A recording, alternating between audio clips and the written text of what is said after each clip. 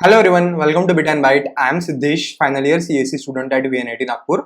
So in this series of solving 450 DSA sheet, we have already covered all the problems from arrays and matrix and some of the problems from strings too. तो आज के video में हम बात करने वाले हैं strings का अगला क्वेश्चन जो कि है write a program to find the longest palindrome in a string.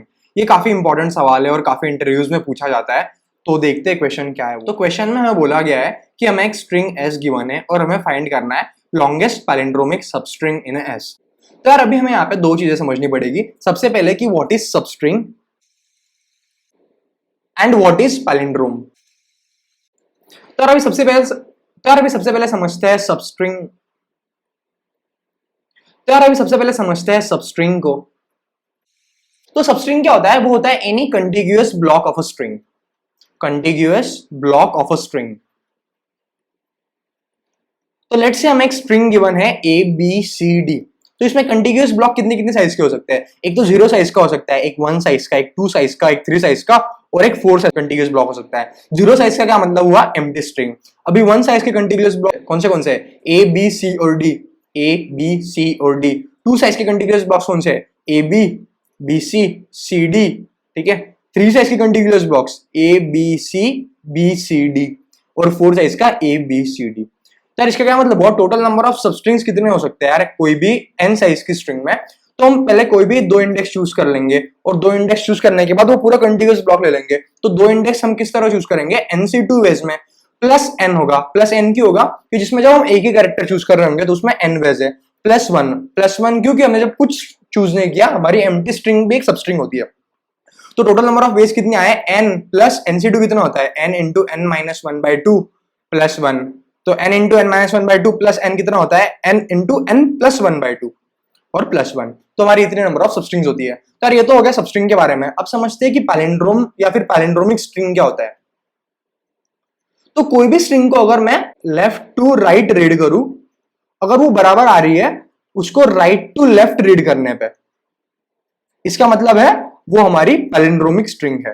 जैसे अगर आप एग्जांपल लूं मैं ए बी सी बी ए का, अगर मैं इसको राइट टू लेफ्ट रीड करूं तो एक एक कैरेक्टर लिखते हैं। यहाँ पे ए आएगा, फिर बी आएगा, फिर सी, फिर बी और फिर ए। अगर मैं इसे राइट टू लेफ्ट रीड करूं तो पहला कैरेक्टर आएगा ए, दूसरा कैरेक्टर बी, फिर तीसरा आएगा सी, फिर चौथा आएगा ये बी और फिफ्थ आएगा ए। क्या ये दोनों स्ट्रिंग सेम है? A B C B A, A B C B A, ये दोनों स्ट्रिंग सेम है। इसका मतलब ये वाली स्ट्रिंग हमारी पैलिंड्रोम है। अगर मैं बात करूं यहाँ पे ए बी सी डी के बारे में, अभी अगर मैं इसको लेफ्ट टू रीड राइट करूं तो आ जाएगा ए बी सी डी, और अगर मैं राइट टू लेफ्ट रीड करूं तो आएगा डी सी बी ए। क्या ये दोनों स्ट्रिंग सेम है? बिल्कुल नहीं है। तो हमारी ये पैलिंड्रोमिक स्ट्रिंग नहीं है। तो ये तो था हमारा पैलिंड्रोम और सबस्ट्रिंग के बारे में। अभी हमें क्वेश्चन में बोला गया था कि हमें फाइंड करना था palindromic substring. Palindromic substring actually था लॉन्गेस्ट पैलिंड्रोमिक सबस्ट्रिंग। जितनी भी पैलिंड्रोमिक सबस्ट्रिंग है उनमें सबसे बड़ी कौन सी है वो हमें बताना था। तो बात करते हैं इसके सॉल्यूशन के बारे में। अब सबसे पहले हम डिस्कस कर रहे होंगे ब्रूट फोर्स अप्रोच को। अभी हमारा ब्रूट फोर्स अप्रोच क्या होगा? तो सबसे पहले हम जनरेट कर रहे होंगे सारी सबस्ट्रिंग्स, जनरेट ऑल सबस्ट्रिंग्स। उसके बाद हम चेक कर रहे होंगे हर एक सबस्ट्रिंग के लिए क्या वो पैलिंड्रोम है कि नहीं है। चेक फॉर ऑल सबस्ट्रिंग को मैं यहां पे सिर्फ SUBSTR लिख रहा हूं। Check for all substrings if they are palindrome or not, if they are palindrome or not। और अगर वो पैलिंड्रोम है, yes, then update for longest, और अगर नहीं है तो स्किप कर दो। ठीक है। तो ये था हमारा ब्रूट फोर्स अप्रोच, जिसमें हम सबसे पहले जनरेट कर रहे होंगे सारी सबस्ट्रिंग को। उसके बाद हम हर एक सबस्ट्रिंग को लिए देख रहे होंगे कि वो पैलिंड्रोमिक सबस्ट्रिंग है या नहीं है, और अगर वो पैलिंड्रोमिक है तो हम अपडेट कर रहे होंगे हर बार कि वो बड़ी है या नहीं चेक करने के लिए। अगर वो पहले वाली पैलिंड्रोमिक स्ट्रिंग से अभी वाली पैलिंड्रोमिक स्ट्रिंग बड़ी है तो हम उसे अपडेट कर देंगे या फिर उसे स्किप कर देंगे, और अगर वो पैलिंड्रोम है ही नहीं तो भी उसे स्किप कर देंगे। ठीक है। ये तो था ब्रूट फोर्स अप्रोच। अब बात करते हैं हम टाइम कॉम्प्लेक्सिटी के बारे में। तो इसकी टाइम कॉम्प्लेक्सिटी कितनी होगी? तो सबसे पहले हमें सारी सबस्ट्रिंग जनरेट करनी है, तो उसके लिए हमें टाइम लग रहा होगा O ऑफ n स्क्वायर। फिर हम हर एक सबस्ट्रिंग के लिए चेक कर रहे होंगे कि वो पैलिंड्रोमिक है या नहीं है, तो उसके लिए फिर से हमें इंटू n से मल्टीप्लाई होगा। ठीक है। तो टोटल टाइम कॉम्प्लेक्सिटी कितनी निकल कर आएगी? वो निकल कर आएगी O ऑफ n क्यूब। ठीक है। अभी हम बात करते हैं यार कोई ऑप्टिमल अप्रोच पॉसिबल है या नहीं है वो। अभी ऑप्टिमल अप्रोच डिस्कस करने से पहले हमें एक चीज समझनी जरूरी है कि टोटल टाइप्स ऑफ पैलिंड्रोम कितने हो सकते हैं। यार वो दो हो सकते हैं, पहला तो ऑड लेंथ पैलिंड्रोम और दूसरा हो सकता है इवन लेंथ पैलिंड्रोम। ठीक है, अभी इनमें डिफरेंस क्या है? तो जैसे ए बी ए, ये एक ऑड लेंथ की पैलिंड्रोम है ना, इसमें जो बी आ रहा है वो सिर्फ एक ही बार आ रहा है, बाकी जितने भी कैरेक्टर्स है वो सारे दो दो बार आएंगे। और इवन लेंथ में क्या होगा, ए बी बी ए, सारे कैरेक्टर्स जो है वो दो दो बार आएंगे। ठीक है, तो यार ये था डिफरेंस ऑड लेंथ और इवन लेंथ के बारे में। अभी हम इस पे बात क्यों कर रहे हैं? तो ऑड लेंथ में एक ही सेंटर होगा ना, इसको मैं सी बोल देता हूं या फिर सेंटर। ठीक है, और इवन लेंथ में हमारे दो सेंटर होंगे, एक तो होगा राइट सेंटर और एक होगा, ये तो होगा लेफ्ट सेंटर और एक होगा राइट सेंटर। ठीक है, इधर वाला लेफ्ट सेंटर होगा और इधर वाला राइट सेंटर होगा। अभी हम क्या करेंगे, हमें जो स्ट्रिंग गिवन है, लेट्स से स्ट्रिंग हमें गिवन है A B C D C B A, एक पैलिंड्रोमिक स्ट्रिंग है ये वाली स्ट्रिंग के अंदर हमें सबसे बड़ी पैलिंड्रोमिक सबस्ट्रिंग कौन सी वो बताना है। तो कंप्लीट पैलिंड्रोमिक सबस्ट्रिंग है, तो हमें पता है कि आंसर हमारा क्या आएगा, ये खुद स्ट्रिंग आ जाएगी। बट अभी देखते हैं हम एल्गोरिथम क्या यूज करने वाले, कौन सा ऑप्टिमल एल्गोरिथम है। तो हम क्या करेंगे, ट्रैवर्स करना स्टार्ट करेंगे। हम जैसे यहाँ पे होंगे ना, तो पहले बार हम अज्यूम करेंगे कि यहाँ से मिडल पे, मतलब considering this as a centre, odd length palindrome बन सकती है क्या? अगर बन सकती है तो सबसे बड़ी कौन सी बन सकती है? फिर हम देख रहे होंगे कि considering this as a left centre, even length palindrome बन सकती है या नहीं बन सकती है, और अगर बन सकती है तो सबसे बड़ी कौन सी बन सकती है। अगर इसको मैं सेंटर मानूं तो ऑड लेंथ सबस्ट्रिंग कितनी बन सकती है? तो इससे पहले कोई कैरेक्टर है? बिल्कुल नहीं है, तो सिर्फ एक। ठीक है, और इवन लेंथ सबस्ट्रिंग भी अगर मैं इसको लेफ्ट सेंटर मानूं तो राइट सेंटर हमें चेक करना पड़ेगा ना, left centre should be equal to right centre. तो राइट सेंटर क्या हो जाएगा, इससे जस्ट आगे वाला एलिमेंट, क्या ए और बी बराबर है? नहीं, तो कोई पॉसिबल नहीं है, जीरो। ठीक है ना, ऑड और इवन। अभी अगर मैं आगे बढ़ू यहाँ पे बी पे हूं, तो अगर बी को सेंटर मान के ऑड लेंथ पैलिंड्रोम कितने लेंथ की पॉसिबल है? तो 1। ठीक है, ये एक हो गया 1 प्लस, क्या सी और ए बराबर है? नहीं है, तो सिर्फ 1 लेंथ की पॉसिबल है। और अभी बी को लेफ्ट सेंटर मानू तो इवन लेंथ पैलिंड्रोम कितनी पॉसिबल है? अगर बी हमारा लेफ्ट सेंटर है तो राइट सेंटर हो जाएगा सी, क्या ये दोनों सेम है? नहीं है, तो यहाँ भी आंसर आ गया 0, एक भी पॉसिबल नहीं है। अगर हम बात करें यार सी को एज अ सेंटर मान के ऑड लेंथ कितनी पॉसिबल है, क्या बी और डी सेम है? नहीं, तो यहाँ पे भी 1 आएगा। और इवन लेंथ से अगर यहाँ पे सी हमारा लेफ्ट सेंटर है तो डी हमारा राइट सेंटर हो जाएगा, क्या सी और डी सेम है? नहीं है, तो यहाँ पे हम लिख देंगे 0। अब बात करते हैं डी, हम डी के ऊपर है, तो अगर डी को मैं सेंटर मानूं तो वहां से ऑड लेंथ सबस्ट्रिंग कितनी बड़ी पॉसिबल है? क्या सी और सी सेम है? बिल्कुल सेम है। क्या बी और बी भी सेम है? सेम है। क्या ए और ए भी सेम है? सेम है। तो पूरी आ गई ना स्ट्रिंग, तो कितनी पॉसिबल है लेंथ? 1 2 3 4 5 6 7।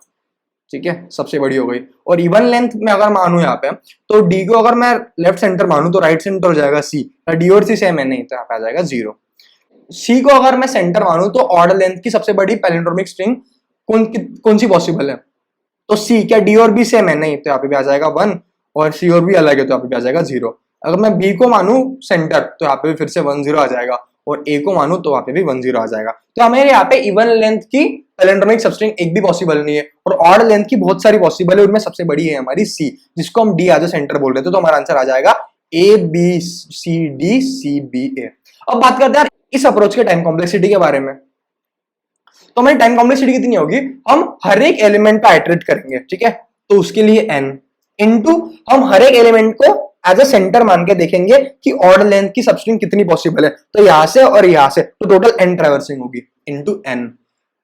और अगर हम फिर से यहाँ पे n प्लस एक बार हम मान रहे होंगे उसको लेफ्ट सेंटर, तो उसके लिए भी n ट्रैवर्सिंग वर्स्ट केस में जाएगी। ठीक है, तो टोटल टाइम कॉम्प्लेक्सिटी कितनी निकल कर आई, O ऑफ n स्क्वायर। ठीक है, तो यही हमारा अप्रोच था। अभी फटाफट इसे एक बार कोड करके देखते हैं। इसके लिए हम ओपन कर लेंगे अपने आईडी, इंपोर्ट करा लेंगे स्निपेट को, उसके बाद हम इसे एक बार जीएफजे पे भी सबमिट कर रहे होंगे। तो इस फंक्शन को करते हैं कॉपी, और यहाँ पे हम इसे कर देंगे पेस्ट, उसके बाद हम इंडेंटेशन को कर देंगे ठीक। अभी हम सबसे पहले इनपुट आउटपुट को बेसिक लॉजिक लिखते हैं। तो हमें बस एक स्ट्रिंग इनपुट में लेनी होगी, राइट, स्ट्रिंग एस और सीन कर देंगे हम यहाँ पे एस, ये हो गया हमारा इनपुट। और अभी आउटपुट का लॉजिक, तो सी आउट कर देंगे हम लॉन्गेस्ट पैलिंड्रोमिक सबस्ट्रिंग, ये फंक्शन जो चीज रिटर्न कर रहा होगा, जिसमें हम पास कर देंगे एस एज अ पैरामीटर, और यहाँ पे न्यूलन कैरेक्टर ऐड कर देते हैं। तो ये हो गया हमारा बेसिक इनपुट और आउटपुट का लॉजिक। अभी हमारा मेन लॉजिक लिखना है। तो मेन लॉजिक के लिए हमें पता था कि हमें हर एक कैरेक्टर पे आइटरेट करना था। तो for int I equal to 0 से लेकर आई लेस देन n और आई प्लस प्लस, यहाँ पे बाहर हम इंट n को कर देते हैं डिक्लेयर, और उसको इनिशियलाइज कर देते हैं एस डॉट साइज से। ठीक है, इसको मैं कैपिटल की जगह कर देता हूँ स्मॉल। अब भी हम इसे अभी हम हर एक कैरेक्टर पे आइटरेट कर रहे हैं, तो हमें पता था हम हर एक कैरेक्टर के लिए हमें दो चीजें चेक करनी पड़ेगी। एक बार के लिए हम देखेंगे कि उससे odd length palindromic substring possible है या नहीं है, और उसके बाद हम चेक कर रहे होंगे even length palindromic substring possible है या नहीं है। Odd length palindromic substring check करने के लिए हमें दो वेरिएबल बनाने पड़ेंगे, इंट प्रेव और इंट नेक्स्ट। अभी प्रेव को हम किससे इनिशियलाइज करेंगे और नेक्स्ट से किससे इनिशियलाइज करेंगे, तो एक बार इसे फटाफट देख लेते हैं व्हाइट बोर्ड के ऊपर। लेट्स से हमारे पास स्ट्रिंग है A B C D C B A, और अगर हम आयत कैरेक्टर हम यहाँ पे हैं तो हम प्रेव को लिख लेंगे, ये आई है तो प्रेव हो जाएगा हमारा i-1 और नेक्स्ट हो जाएगा i+1। इन दोनों को हम चेक करेंगे, अगर ये सेम है इसका मतलब है कि इतनी तो हमारी पैलिंड्रोमिक सबस्ट्रिंग पॉसिबल है। क्या इससे बड़ी पॉसिबल है? इससे बड़ी के लिए हम इसको डिक्रीमेंट करेंगे और इसको इंक्रीमेंट करेंगे, फिर से देखेंगे क्या ये दोनों सेम है। हाँ ये दोनों सेम है, तो फिर से हम देखेंगे क्या और बड़ी सबस्ट्रिंग जो पैलिंड्रोम है वो पॉसिबल है या नहीं है, तो इसके लिए हम फिर से इसे डिक्रीमेंट और इसे इंक्रीमेंट करके देखेंगे। ठीक है, अरे ये तो हमारा ऑड लेंथ के लिए लॉजिक, तो प्रेव हो जाएगा i-1 और नेक्स्ट हो जाएगा i+1। और जब तक while prev is greater than equal to 0 and next is less than n and s of prev equal to s of next है, तब तक क्या करो, प्रेव को डिक्रीमेंट करते रहो और नेक्स्ट को इंक्रीमेंट करते रहो। ठीक है, अभी हम जब इस लूप के बाहर आएंगे तो हमारे पास प्रेव और नेक्स्ट में क्या रहेगा, तो हमारा प्रेव पॉइंट कर रहा होगा यहाँ पे और हमारा नेक्स्ट पॉइंट कर रहा होगा यहाँ पे। अगर ये एक पैलिंड्रोमिक सबस्ट्रिंग है तो प्रेव हमारा यहाँ पे होगा और नेक्स्ट हमारा जस्ट यहाँ पे होगा, तो इसकी लेंथ कितनी हो जाएगी, वो हो जाएगी नेक्स्ट माइनस प्रेव -1। ठीक है, नेक्स्ट माइनस प्रेव -1। तो if next minus prev -1 is greater than answer dot size, अभी आंसर को हमें डिक्लेयर करना पड़ेगा बाहर, तो स्ट्रिंग आंसर जिसको हम इनिशियलाइज कर लेंगे एम्प्टी स्ट्रिंग से। ठीक है, अगर करंट लेंथ सबस्ट्रिंग की बड़ी है आंसर डॉट साइज से, तो आंसर में क्या आ जाएगा एस डॉट सबस्ट्रिंग। अभी सबस्ट्रिंग i+1 नहीं, प्रेव +1 से स्टार्ट करते हुए उसकी लेंथ कितनी होगी, नेक्स्ट माइनस प्रेव माइनस आई। यार अभी यार ये सबस्ट्रिंग वगैरह ये सब चीजें एसटीएल का पार्ट है, तो आई होप कि आप लोगों को जो एसटीएल आता होगा, और अगर आप चाह रहे हो कि मैं एक पूरा एसटीएल पढ़ा दूं वन शॉट के अंदर, तो प्लीज डू कमेंट। मैं एक वीडियो बनाऊंगा जिसमें I will be also practising some of the problems in STL, तो मुझे कमेंट करके बता देना। ठीक है, तो ये तो हो गया ऑड लेंथ के लिए। अभी हम देख रहे होंगे इवन लेंथ के लिए, तो इवन लेंथ के लिए क्या होगा, तो लेट्स से हमारे पास इवन लेंथ की एक सबस्ट्रिंग है AA BB एंड AA। ठीक है, ये एक पैलिंड्रोमिक सबस्ट्रिंग है, तो जब भी हम यहाँ पे होंगे ना लेफ्ट सेंटर, तो अगर मैं इसको प्रेव बोल दूं, ठीक है, ये हमारा IB है, तो हमारा नेक्स्ट क्या हो जाएगा यार, i+1 होगा। ठीक है ना, यहाँ पे हमारा होगा नेक्स्ट। अगर ये दोनों सेम है इसका मतलब एटलीस्ट दो लेंथ तो है ही। अभी उससे बड़ी पॉसिबल है क्या, उससे बड़ी पॉसिबल है या नहीं वो देखने के लिए हम सेम चीज कर रहे होंगे, इसे डिक्रीमेंट करेंगे और इसे इंक्रीमेंट करेंगे। बस यहाँ पे देखना है कि प्रेव क्या है, वो हमारा i है और नेक्स्ट हमारा i+1 होगा। ठीक है, तो यहाँ पे प्रेव क्या होगा, हमारा i होगा और नेक्स्ट हमारा होगा i+1, और बाकी सारी चीजें तो सेम होगी, तो हम इसे कर लेते हैं कॉपी और यहाँ पे कर देते हैं पेस्ट। ठीक है, और यहाँ पे हम लास्ट में रिटर्न किसे करा देंगे, आंसर को रिटर्न करा देंगे। ठीक है, ओके, अभी हम इसे एक बार रन करके देखते हैं। तो नंबर ऑफ टेस्ट केसेस को भी हम इनपुट में ले लेते हैं। तो लेट्स से हमारे पास टेस्ट केसेस है 2। पहली टेस्ट केस ऐसे लेते हैं जिसमें पूरी स्ट्रिंग ही अपने आप में पैलिंड्रोम है, तो ABCBA, और अगली स्ट्रिंग लेते हैं 1 2 3 4 BBAA जो हमें एग्जाम्पल में गिवन थी। अभी एक बार इसे रन करके देखता हूँ, आई होप कोई एरर वगैरह तो नहीं आना चाहिए, आ भी जाता है तो हम रिजॉल्व कर ही लेंगे। तो यार आउटपुट कुछ नहीं आया, रन हो चुका है बट आउटपुट कुछ नहीं आया, तो क्यों नहीं आया आउटपुट, तो हमने यहाँ पे गलती से नेक्स्ट माइनस प्रेव -1 की जगह नेक्स्ट माइनस प्रेव -i लिख दिया था। तो यहाँ पे हर जगह इसे करेक्ट कर लेते हैं, नेक्स्ट माइनस प्रेव -1 होगी ना वो लेंथ, हमने डिस्कस भी किया था पहले इस चीज़ को। ठीक है, एक बार इसे रन करके देखते हैं फिर से, आई होप कि अभी कोई एरर नहीं आना चाहिए। तो यार हमारा पहली स्ट्रिंग आ गई है ABCBA और आगे वाली आ गई है AABBA, जो कि काफ़ी सही है।